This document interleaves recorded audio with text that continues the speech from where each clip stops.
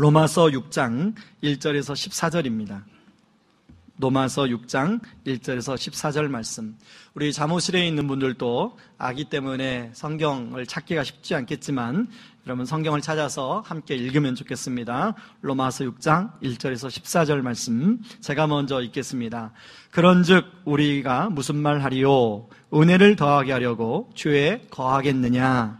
그럴 수 없느니라. 죄에 대하여 죽은 우리가 어찌 그 가운데 더 살리요? 무릇 그리스도 예수와 합하여 세례를 받은 우리는 그의 죽으심과 합하여 세례를 받은 줄을 알지 못하느냐? 그러므로 우리가 그의 죽으심과 합하여 세례를 받음으로 그와 함께 장사되었나니 이는 아버지의 영광으로 말미암아 그리스도를 죽은 자 가운데서 살리심과 같이 우리로 또한 새 생명 가운데서 행하게 하려 함이라. 만일 우리가 그의 죽으심과 같은 모양으로 연합한 자가 되었으면 또한 그의 부활과 같은 모양으로 연합한 자도 되리라. 우리가 알거니와 우리의 옛사람이 예수와 함께 십자가에 못 박힌 것은 죄의 몸이 죽어 다시는 우리가 죄에게 종노릇하지 아니하려 함이니 이는 죽은 자가 죄에서 벗어나 의롭다 하심을 얻었음이라. 만일 우리가 그리스도와 함께 죽었으면 또한 그와 함께 살 줄을 믿노니 이는 그리스도께서 죽은 자 가운데서 살아나셨음에 다시 죽지 아니하시고 사망이 다시 그를 주장하지 못할 줄을 알미로라. 그가 죽으심은 죄에 대하여 단번에 죽으심이요 그가 살아계심은 하나님께 대하여 살아계심이니 이와 같이 너희도 너희 자신을 죄에 대하여 죽은 자요 그리스도 예수 안에서 하나님께 대하여는 살아있는 자로 여길지어다. 그러므로 너희는 죄가 너희 죽을 몸을 지배하지 못하게 하여 몸의 사욕에 순종하지 말고 또한 너희 지체를 불의의 무기로 죄에게 내주지 말고 오직 너희 자신을 죽은 자 가운데서 다시 살아난 자 같이 하나님께 드리며 너희 지체를 의의 무기로 하나님께 드리라. 죄가 너희를 주장하지 못하리니 이는 너희가 법 아래 있지 아니하고 은혜 아래에 있음이라. 아멘. 여러분 대도 조세영 씨에 대해서 여러분 알고 계실 것입니다. 아주 부잣집과 권력 있는 세도가 집만 털어서 대도란 말이 붙었습니다. 이 사람은 도둑질을 해서 자기만 착복한 게 아니라 가난한 사람들에게도 나눠줬다고 그래서 한동안은 홍길동이다 이런 별명도 붙었습니다. 그런데 이분이 감옥에 갇히고 감옥에서 성경을 읽고 예수님을 만나고 그리고 너무나 이제 신앙심이 깊어서 거기에서 신학을 공부하고 목사 안수를 받았습니다. 그래서 그 신문 기사에 대도 조세영 목사가 되다.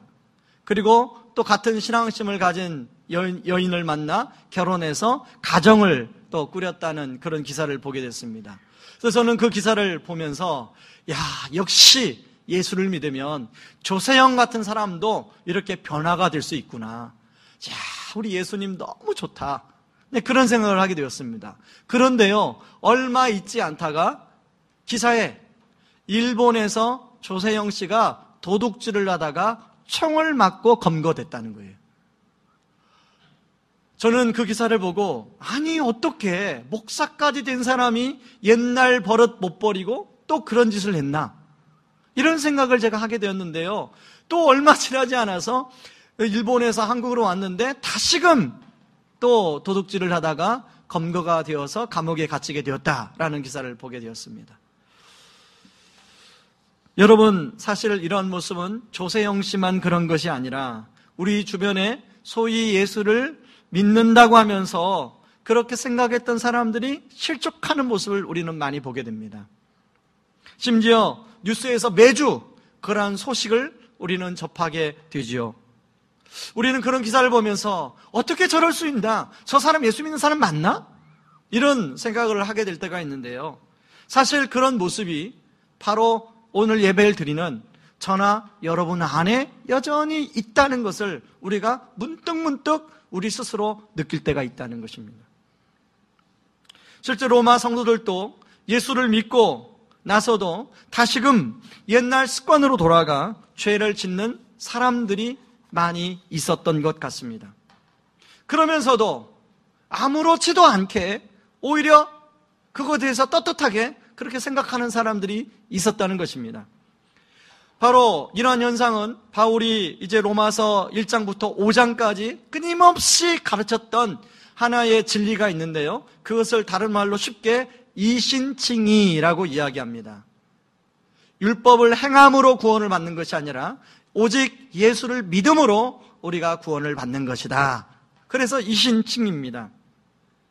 우리가 예수 십자가의 복음을 믿으면 우리가 의롭지 않은데 예수님이 십자가의 복음을 믿는 것 때문에 우리를 의로운 자라 여겨주셨다.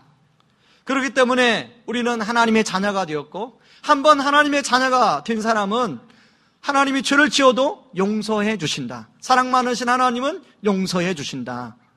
바로 이게 이신칭의 교리입니다. 그런데 여러분, 이신칭의 교리는 우리의 구원의 확신과 하나님의 자녀됨의 당당함의 교리를 뒷받침해 주지만 한편으로는 그 교리에 단점이 있는데요. 우리가 그러면 예수를 믿으면 아무렇게나 살아도 되겠네 라고 하는 오해를 불러일으킬 수 있다는 것입니다. 특히 로마 성도들 가운데는 오늘 로마서 5장 20절 말씀을 오해하는 사람들이 있었습니다. 그럼 로마서 5장 20절 말씀을 한번 성경에 읽어보죠. 같이 읽습니다. 율법이 들어온 것은 범죄를 더하게 하려 함이라. 그러나 죄가 더한 곳에 은혜가 더욱 넘쳤나니. 이게 무슨 말씀이냐면 하나님이 율법을 주신 이유는 율법을 통해서 죄가 무엇인지 더 깨닫도록 하기 위함이라는 거예요. 그래서 사람들은 예전에는 죄가 죄인 줄 몰랐는데 율법을 통해서 하나님이 명확한 기준을 주니까 이게 죄구나 라는 걸 알게 됐다는 거예요. 그리고 사람들이 자기가 더 큰 죄를 지었다는 것을 깨닫는 순간 하나님이 나를 그런 죄를 졌음에도 불구하고 용서해 주신 것이 감사구나. 예를 들면 여러분, 어떤 도둑질을 한 사람도 그리고 자기 실수로 어떤 사람을 죽인 사람이 있다고 가정해 볼 때 사실 똑같이 죄를 지은 거죠. 그런데 실제로 느끼는 것은 둘 다 용서받았다면 실수로 사람을 죽인 사람이 훨씬 더 큰 용서를 받았다고 생각할 거라는 거죠. 그게 바로 죄가 더한 곳에 은혜가 넘쳤다, 그런 의미입니다. 그런 의미로 이야기를 했는데 이것을 사람들은 오해를 해서 그러면 내가 더 큰 죄, 더 많은 죄를 지으면 더 은혜가 넘치겠구나, 이렇게 해석하는 사람도 있었다는 거예요. 여러분, 사람은 다 하나님 말씀조차도요, 다 자기중심적으로 아전인수격으로 자기 방어를 하면서 해석을 해요. 그래서 바울은 로마서 6장 1절에서 이렇게 말하는 것입니다. 같이 읽습니다. 그런즉 우리가 무슨 말 하리요? 은혜를 더하게 하려고 죄에 거하겠느냐? 그럴 수 없다는 거죠. 그런 말이 아니라는 거죠. 여러분, 우리가 2년 전에 복음 도표를, 복음 중심적 삶을 가지고 우리가 같이 다락방 교제에서 복음 도표를 여러분 공부한 적이 있을 거예요. 보니까 목사님 기억이 하나도 안 났나요? 그 복음 도표가 뭐예요? 근데 그럴 줄 알았습니다. 근데 그런 표정을 지을 줄 알았어요. 여러분, 우리가 예수를 믿는 순간 이제 시간이 지남에 따라서 우리는 하나님이 어떤 분인가를 점점 더 알아갑니다. 하나님을 알면 알수록 우리 자신은 얼마나 심각한, 제가 옛날에는 괜찮은 사람인 줄 알았는데 하나님을, 거룩하신 하나님을 알면 알수록 내가 얼마나 죄인인가를 점점 깨달아 가져가는 거예요. 그래서 이게 예수 믿는 시점이 여기라면 그때부터 하나님과 우리 사이는 간격이 점점 벌어지게 됩니다.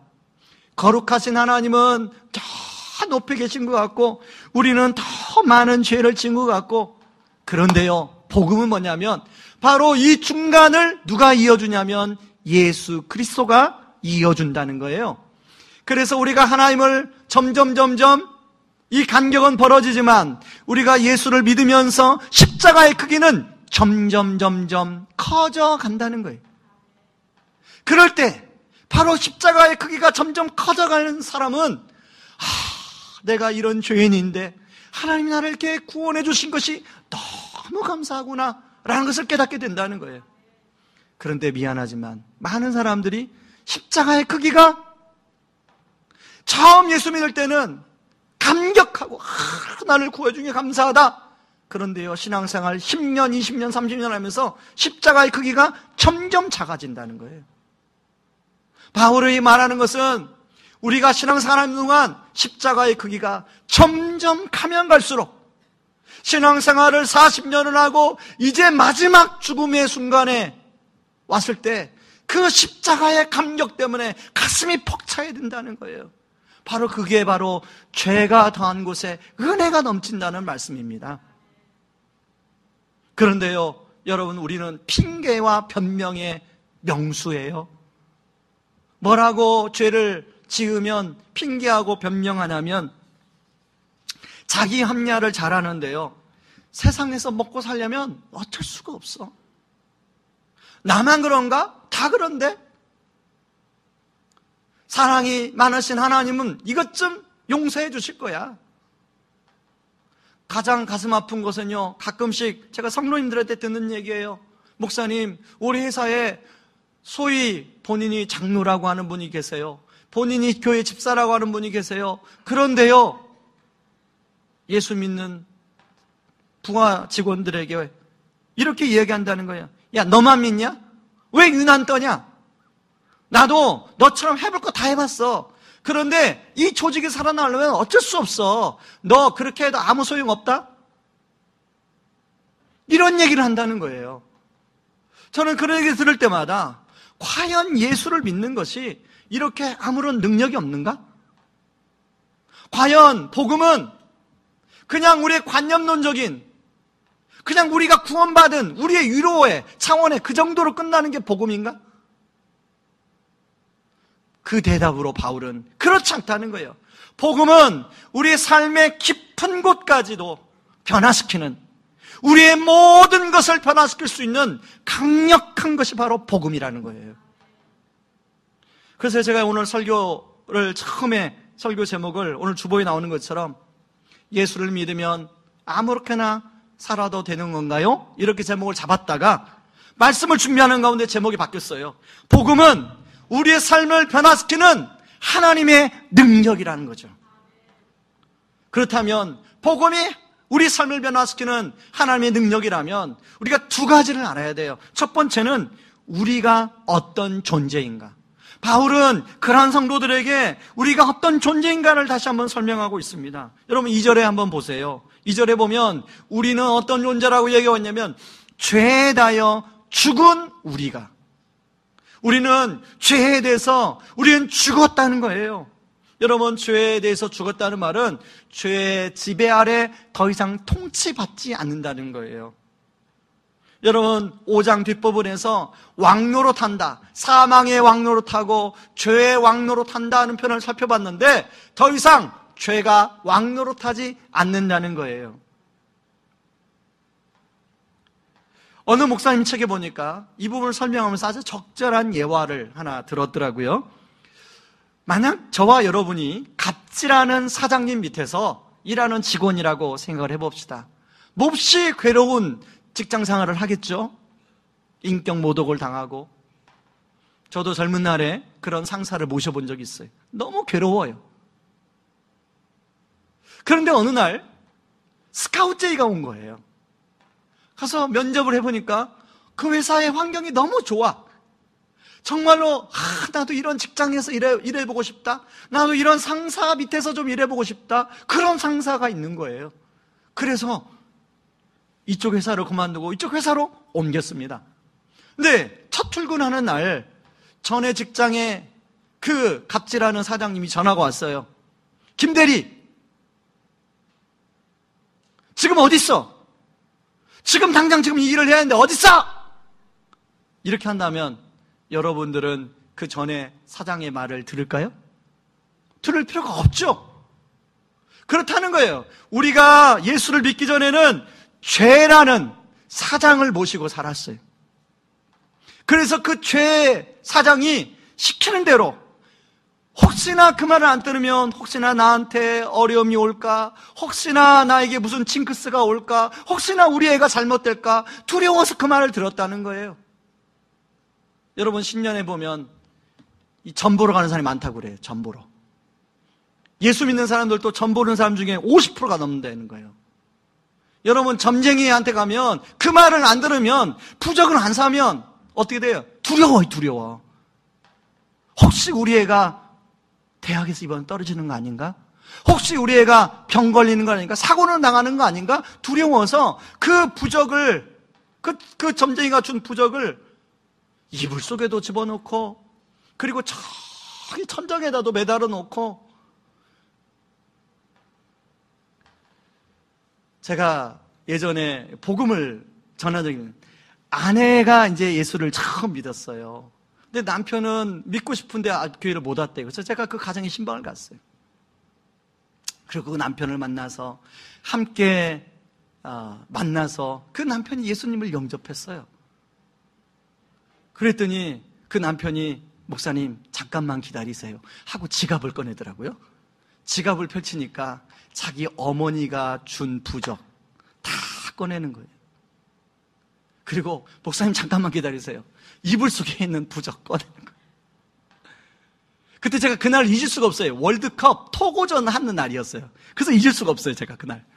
그래서 그 부적을 제가 다 받아와가지고 저희 집 앞에 월드컵 하기 토고전 바로 직전에 그걸 불태웠어요. 주여, 이 부적처럼 토고전에서 승리할 수 있도록. 여러분, 우리가 그렇게 두려워할 필요가 없는 거죠. 우리가 더 이상 죄의 사장의 부하직원이 아니에요. 우리는 예수를 믿는 순간 우리는 바로 예수님이 우리의 사장이 되신 거죠. 우리를 스카우트하신 분이 누구예요? 바로 예수 그리스도죠. 바울은 이것을 세례의 이미지 가지고 한 번 더 설명합니다. 여러분, 로마서 6장 3절을 같이 한번 읽어봅니다. 같이 읽습니다.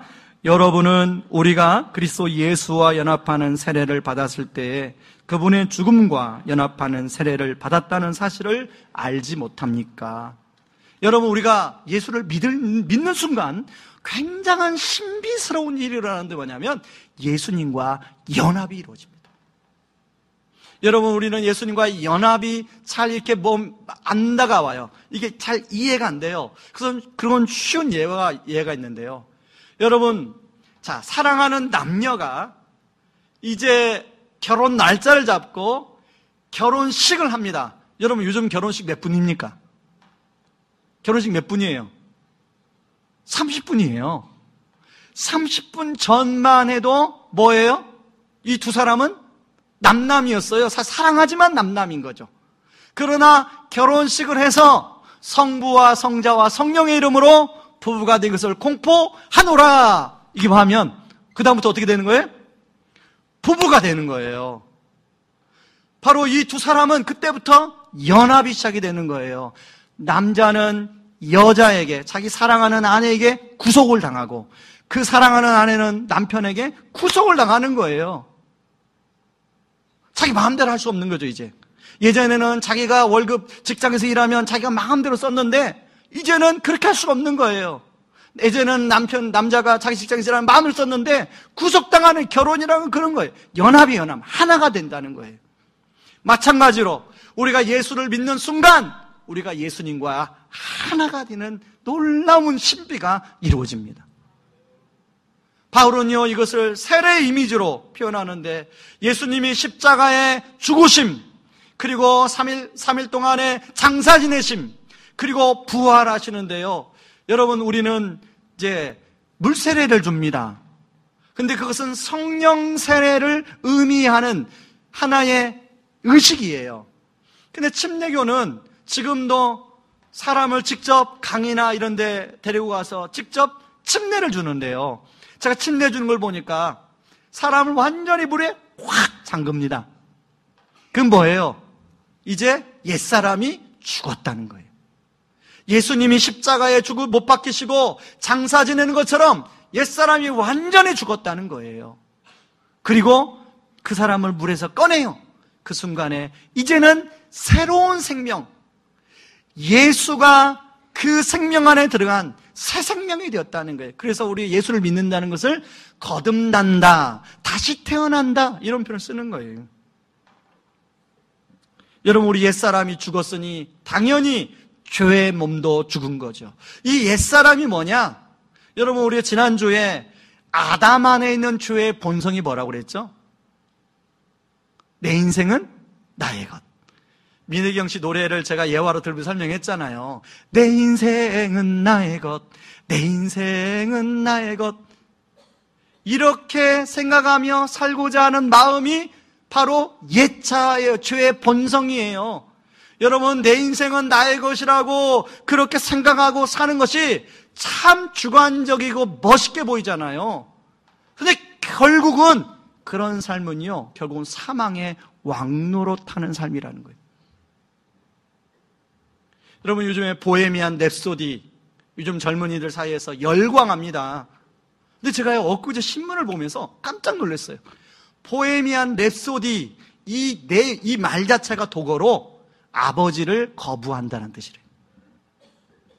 그리고 그 노래 가사말이 내가 아버지를 죽였다, 아버지에게 방아쇠를 당겼다, 이 가사말이 포함이 돼 있다는 거예요. 근데 요즘에 우리 집에 애도요, 막 보헤미안 랩소디 영화를 보고 와서 아빠 이건 인생 영화야, 이건 꼭 봐야 돼, 막 그러면서 그 뭐 노래를 따라 부르고 막 그러더라고요. 근데 그 가사의 의미는 몰랐을 거예요. 근데 실제로 이 머큐리가 아버지를 직접 죽인 게 아니라 그 당시에 아버지의 권위의식, 그로부터 자유롭고 싶다는 것을 노래로 표현한 거라는 거죠. 그런데 문제는 이 아버지에 대한 권위가, 그 당시에 유럽의 아버지에 대한 권위가 어디와 연결되어 있냐면 하나님의 영적 권위와 연결되어 있어요. 권위적으로서 자유롭고 싶어하는 마음은 이해가지만 그걸 통해서 뭐까지 다 버렸냐면 하나님 아버지로부터 오는 좋은 영적 권위의 통치까지 다 던져버렸어요. 그러다 보니까 유럽 교회가 저렇게 된 거예요. 여러분, 내 인생은 나의 것이고 부모님 상관하지 마세요, 하나님 상관하지 마세요, 간섭하지 마세요, 내 마음대로 살고 싶다니까요. 여러분, 그렇게 보세요. 결국은 사망의 왕노로 타는 거예요. 바로 그게 옛자라는 거예요. 옛자가 십자가에 우리가 예수를 믿는 순간 예수님이 십자가에 못 박히고 완전히 죽어서 장사되는 것처럼 옛자가 우리가 장사됐다는 거예요. 그래서 오늘 4절에 그러므로 우리가 그의 죽으심과 합하여 세례를 받음으로 그와 함께 장사되었나니.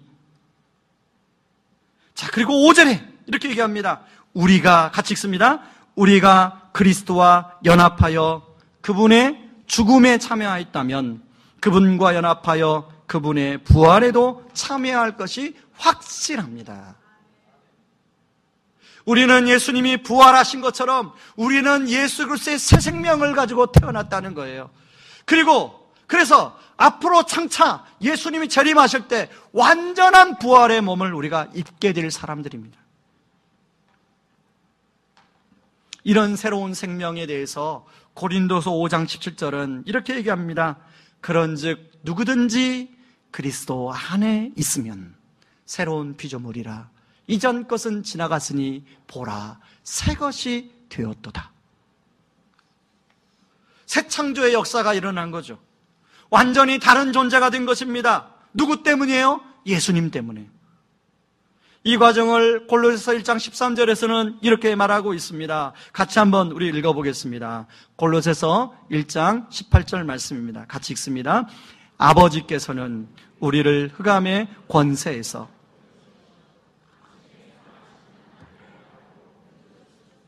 다시 말해서 존재만 바뀐 게 아니라 우리의 소속이 바뀌었다는 거예요. 옛날에는 죽음의 권세에, 흑암의 권세에 소속되어서 그 흑암의 권세의 명령을 받아하는 사람이었다면 이제는 사랑하시는 아들의 나라로 소속이 바뀌었어요. 그래서 11절에서는 이렇게 말합니다. 11절 같이 한번 읽어봅니다. 이와 같이 너희도 너희 자신을 죄에 대하여는 죽은 자요 그리스도 예수 안에서 하나님께 대하여 살아있는 자로 여길지어다. 예수님 때문에 우리가 새로운 존재가 됐다고 여기며 살아가라는 거예요. 근데 많은 사람들이 예수를 믿어도 자기가 새로운 존재, 새로운 피조물이 됐다는 것을 잘 알지 못해요. 느끼지 못해요. 여러분 결혼 처음 하면 내가 결혼했나 안 했나 잘 몰라요. 그렇죠? 결혼하고 이제 식장을 나갔는데 결혼식 올리기 30분 전이나 결혼식 끝나고 30분 후에 그냥 똑같아요. 그러다가 이제 함께 살면서 지지고 볶고 살면서 우리가 결혼했구나. 그때서 깨닫는 거죠. 많은 사람들이 자기가 새로운 존재가 되었음에도 그걸 잘 깨닫지 못하는 것에 대해서 로이드 존슨 목사님은 아주 적절한 비유를 들어 설명하는데요. 남북전쟁이 1865년에 끝났습니다. 여러분, 남북전쟁이 끝났다. 그것은 뭘 의미하죠? 바로 노예의 해방이 이루어졌다는 걸 의미해요. 노예 해방이 이루어지자 많은 흑인 노예들이 너무 기뻐서 막 서로 이야기하고 우리가 해방된 거 맞아? 더 이상 우리가 주인에게 노예처럼 그렇게 살지 않아도 되지? 막 하고 너무 기뻐서 막 사람들끼리 만나면서 이야기하고 또 이야기하고 또 이야기하고 또 이야기하고. 여러분 기쁜 것은 여러분 기쁜 일 있잖아요. 그러면 사람 만나면 자꾸 이야기하고 싶어요. 안 그래요? 제가 옛날에 얘기했잖아요. 여러분 우리 월드컵에서 손흥민이 독일전에서 골을 넣고 나서 그 다음날 다 봤어요. 우리가 그거. 근데 직장 가가지고 야 어제 너 독일전에서 그 손흥민이 골 넣은 거 봤어? 2대0으로 이겼잖아. 다 봤거든요. 그 사람들 다. 근데 그 말을 또 하면서 막 말하면서 본인이 또 기뻐해요. 우리는 뭔가 기쁜 거 있으면 또 이야기하게 돼 있거든요. 마찬가지예요. 이 흑인 노예들도 막 서로 만나서 또 기뻐서 막 이야기를 했어요. 그런데요, 오랜 동안, 태어나서 오랜 동안 나이가 드신 어르신들은 70년, 많으면 80년까지 노예 생활을 했어요. 해방됐다라고는 들었는데, 그것도 한 번 들은 게 아니라 수백 번 들었는데, 그게 잘 느껴지지가 않는 거예요. 그래서 옛날 주인이 다시 자기한테 찾아오면 벌벌 떨고 두려워하고 또 자기를 다른 데 팔아버릴까 걱정하고 그렇게 살아가는 노인들이 많았다는 거예요. 그런데 우리가 그럴 수 있다는 것입니다. 여러분, 저는 우리가 예수 그리스도로 인해서 더 이상 흑암의 권세의 노예가 아니라 바로 예수 그리스도의 아들의 나라의 자녀가 되었다는 것을 확신하시기 바랍니다. 여러분, 부흥회가 지난 3일간 있었습니다. 부흥회에 오신 분들도 있고 여러 가지 사정 때문에 오지 못하신 분들이 있는데, 첫째 날 오신 고성재 목사님, 제가 여러분들에게 말씀드렸죠. 본인 딸이 두 명이 있고 막내딸이 있는데 막내딸을 입양을 했어요. 그것도 동남아시아계 아이를 21개월짜리 아이를 입양했어요. 그 21개월짜리 아이를 집으로 데려와서 이제 목욕을 시키는데 엄지발가락과 검지발가락을 보니까 굳은 살이 박혀 있는 거예요. 아니 21개월짜리 딸아이가 그 무슨 엄지발가락과 검지발가락에 무슨 굳은 살이 박혀 있나? 그 생각했는데 아내랑 그 대화를 나누다 보니까, 여러분 보육원에 가면 부모들은 넘어갈 수 있지만 아기들은 넘어오지 못하도록 50cm 높이 정도의 쇠창살이 있답니다. 방에.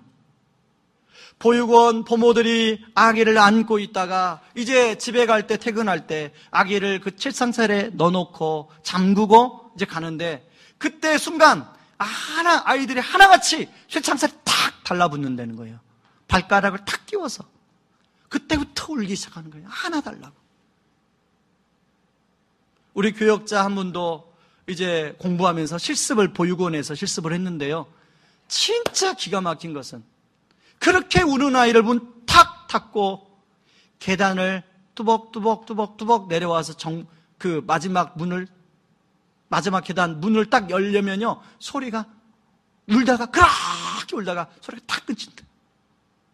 아이들이 아는 거죠. 울어봐도 소용없다. 목사님이 그 아이의 굳은 살을 보고 너무나 마음이 아팠어요. 그런데요, 여러분, 그 아이만 굳은 살이 있는 게 아니에요. 우리도 수없이 죄의 노예로 살 때 우리 마음에 죄 때문에 받은 상처, 죄 때문에 받은 아픔의 여러 가지 흔적들이 우리의 심령의 굳은 살로 박혀 있지 않습니까? 우리 예수님은 바로 그 우리 마음에 있는 상처의 굳은 살을 예수 그리스도의 보혈로 다 녹이신다는 거예요.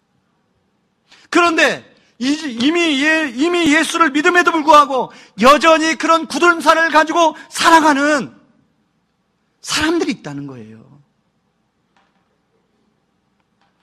처음에는 그 아이가 와서 눈치만 바라보는데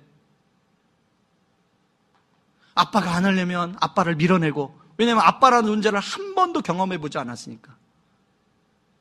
그런데 이 아이가 아빠의 사랑을 받고 엄마의 사랑을 받고 언니들의 사랑을 받고 이모들이 사랑을 해주고 교회를 가니까 교회 성도들이 사랑해주고, 이 아이의 표정이 달라지더라는 거예요. 이 아이의 걸음걸이가 달라지더라는 거예요. 처음에는 눈치 보고 삐죽삐죽 했던 아이가 나중에는 당당하게, 아주 당당하게 걸어다니더라는 거예요. 목사님 그래, 이야, 우리 그 아이 이름이 영은이거든요. 이야, 우리 영은이가 걸어다니는 복음이네, 살아있는 복음이네. 그러면서 너무, 한 번은요, 언니들이 이제 이 아이랑 놀아주다가 뭔가 아마 마음에 안 들겠나 봐요. 그러니까 그 꼬맹이가 그러더니, 언니들 집으로 가! 여기는 우리 집이야! 여러분, 원래 그 집이 누구네 집입니까? 언니들 집이잖아요. 언니들은 다 시집가서 이제 그랬지만 언니들 집이잖아요. 언니들은 집에 가!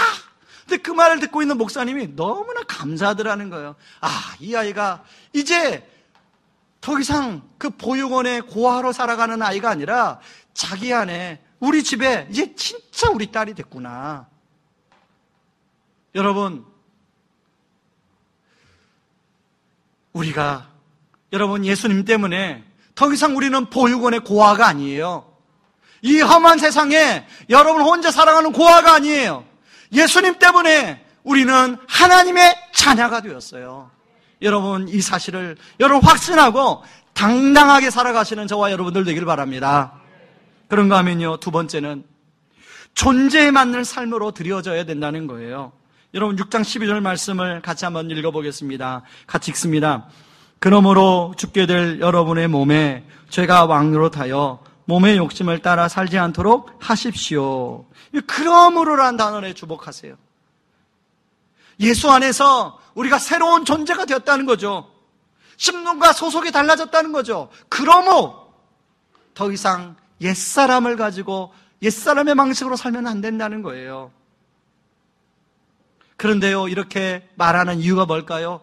여전히 새로운 존재가 되었음에도 불구하고 옛사람의 방식대로 옛사람의 습관을 따라 살아간 사람이 있다는 거죠. 여러분, 우리가 여기서 한 가지 알아야 할 것은 우리는 지금 이미와 아직의 사이에 살고 있습니다. 이미 우리가 예수 그리스도로 구원받았지만 아직 예수님이 재림하지 않았기 때문에 우리가 그 사이를 살고 있어요. 이미 예수님께서 십자가의 죽으심과 부활하심으로 말미암아 사단의 권세를 완전히 멸했지만 완전하게 예수님이 재림해서 사단의 권세가 소멸되지 않았기에 사단의 미약한 세력이 남아서 우리를 호시탐탐 노리고 있다는 거예요.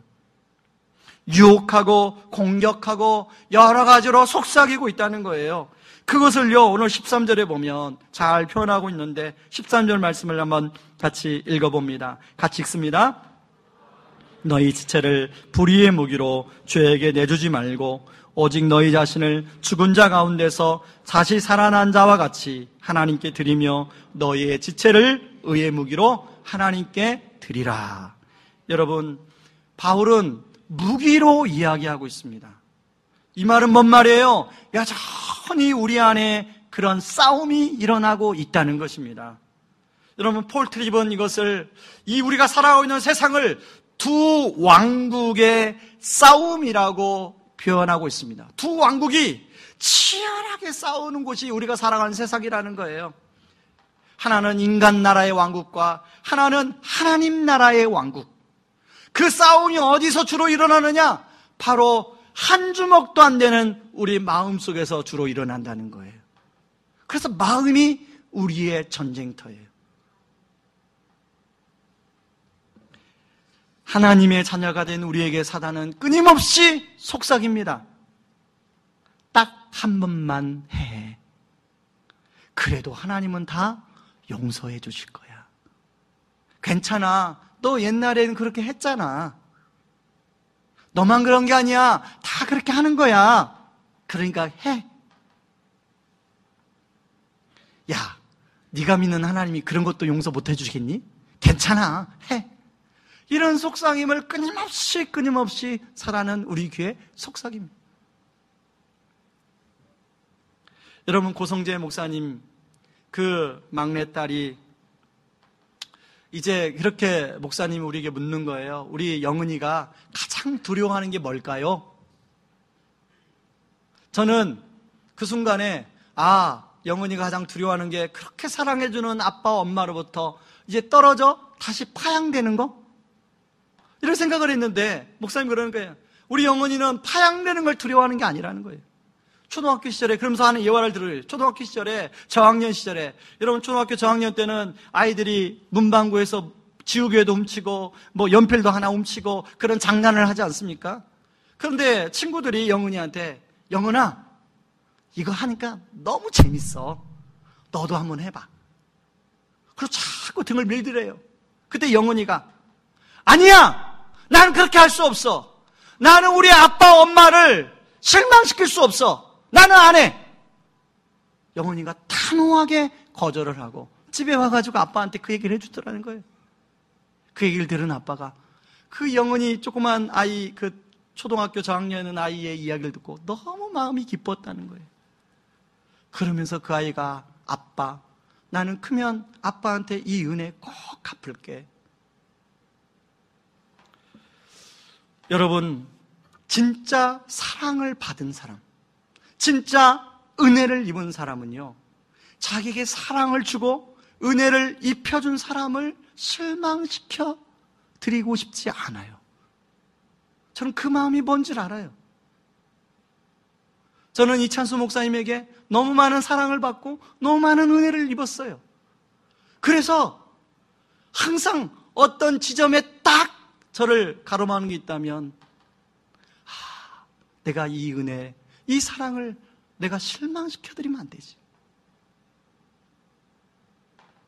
내가 예수님으로부터 이 귀한 사랑과 은혜를 받았는데 내가 이 주님을 실망시켜드리면 안 되지.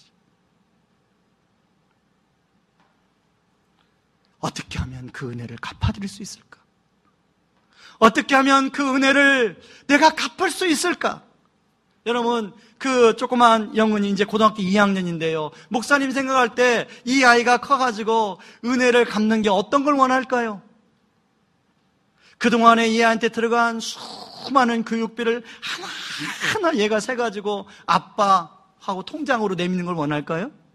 그거 아닐 거예요. 영은이가 하나님의 꿈을 가지고 이 아이가 하나님 안에 잘 자라서 정말로 하나님이 원하는 인생을 살아가는 그 삶 자체를 바로 아빠는 원할 거예요. 그걸 볼 때, 이야, 이 아이를 보육원에서 입양을 해서 키운 게 정말로 잘했구나. 지금도 물론 잘했다고 생각하지만 그때 진짜 잘했구나. 그 생각하지 않을까요? 여러분, 은혜를 갚는 게 뭘까요? 바로 오늘 말씀에 여러분 바울은 이야기합니다. 너의 지체를 불의의 무기로 드리지 말고 의의 무기로 드려라. 이 무기란 단어는 다른 성경에서는 도구라는 번역을 합니다. 너의 지체를 불의의 도구로 드리지 말고 의의 도구로 드려라. 여러분 이게 드리는 거예요. 드리는 거. 이 드리는 것은 예배입니다. 영어로 그냥 오퍼예요. 오퍼. 드리는 거예요. 저는 의의 도구로 드려지는 삶을 부흥의 마지막 날 우리 박모세 형제와 조영애 집사님 가정을 모습을 보면서 들으면서 이게 의의 도구로 드려지는 삶이구나. 여러분, 박모세 형제 이제 큰딸을 낳고 그 조영애 집사님이 임신 4개월째 이제 병원에 갔대요. 그때만 해도 아들 임신하면 막 축하해주는 분위기였으니까 의사 선생님이 아들입니다. 막 너무 기뻤대요. 그런데요, 이제 초음파를 보여주면서 설명하는데 아이의 이 뇌를 두르고 있는 뼈에 이만큼 탁구공만한 구멍이 났어요. 그래서 뇌의 90%가 흘러나와 있는 거예요. 그래서 의사 선생님이 이 아이는 가망이 없습니다. 자, 그대로 놔두면 산모까지 위험하니까 유산을 합시다. 그런데 기도하는 가운데 유산을 하지 않고 아이를 낳았어요. 여러분, 그 소식을 듣고 그 시어머니 권사님이 얼마나 이렇게 기도했는지 몰라요. 남편 얼마나 이렇게 기도했는지 몰랐다고 그래요. 하나님, 이 아이의 뇌가 정상이 되게 하여 주시옵소서. 저도 그 마음 알아요. 저도 우리 막내를 이제 임신하고 나서 그냥 의사 선생님이 그냥 그 성별이 구별되자마자 아들입니다. 그래가지고 하나님, 이 아이가 딸로 바뀌어지게 하여 주시옵소서.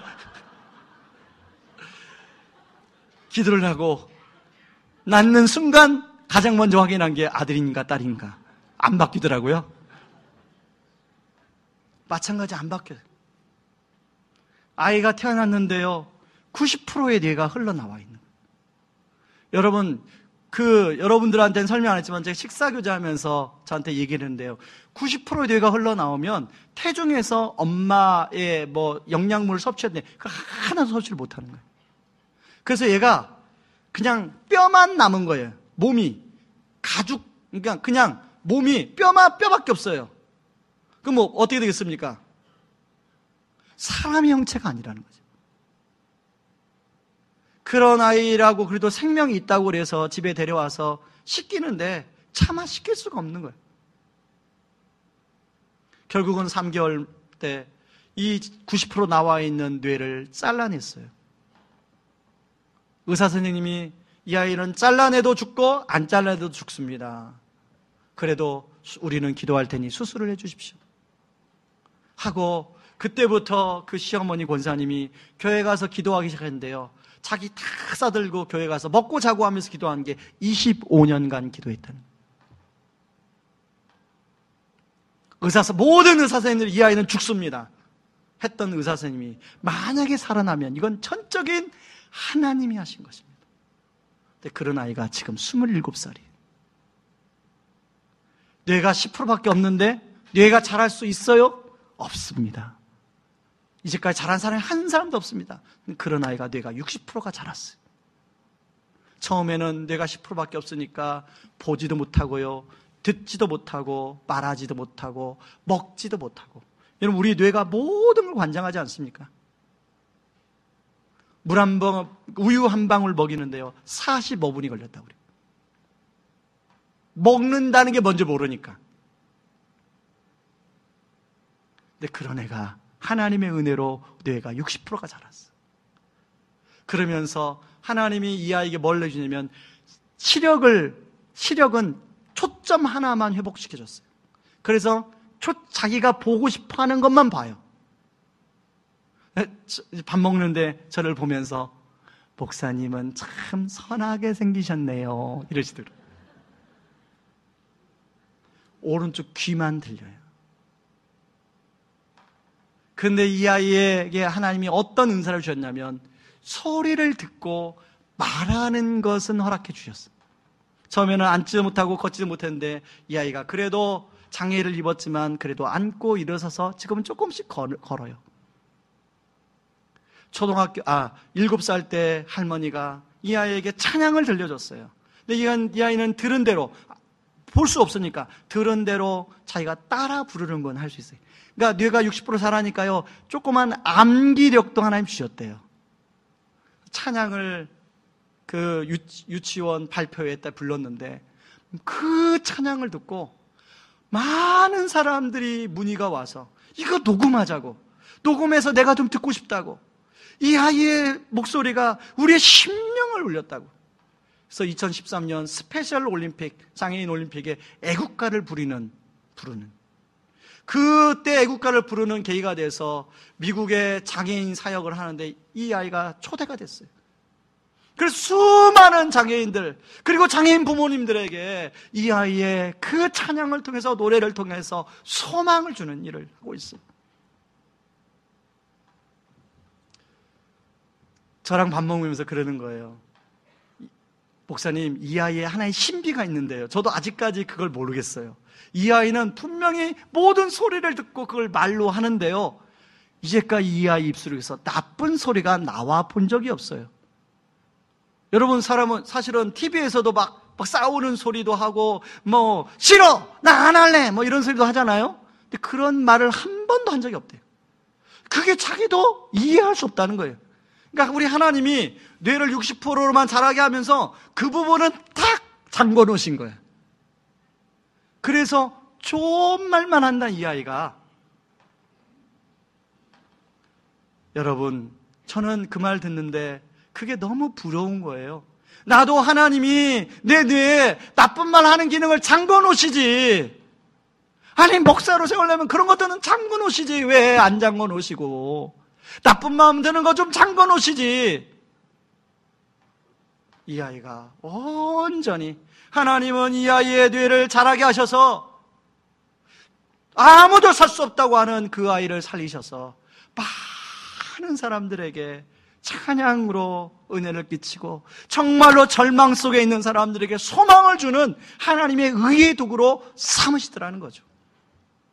여러분, 저는 이 말씀을 같이 묵상하면서요, 우리 하나님은 그렇게 소망 없는 박모세 형제를 의의 도구로 쓰기를 원하신 우리 하나님이 저와 같은 정상의 사람, 여러분과 같은 그런 사람들을, 성도님들을 우리 하나님은 의의 도구로 쓰여지기를 원하시는구나. 저는 우리가 하나님이 우리에게 주신 건강을 가지고 2019년에 불의의 도구가 아니라 하나님의 의의 도구로 쓰임받고, 그래서 하나님을 기쁘시게 하는, 그래서 하나님께 은혜를 갚는 저와 여러분들 되기를 주님의 이름으로 축원합니다.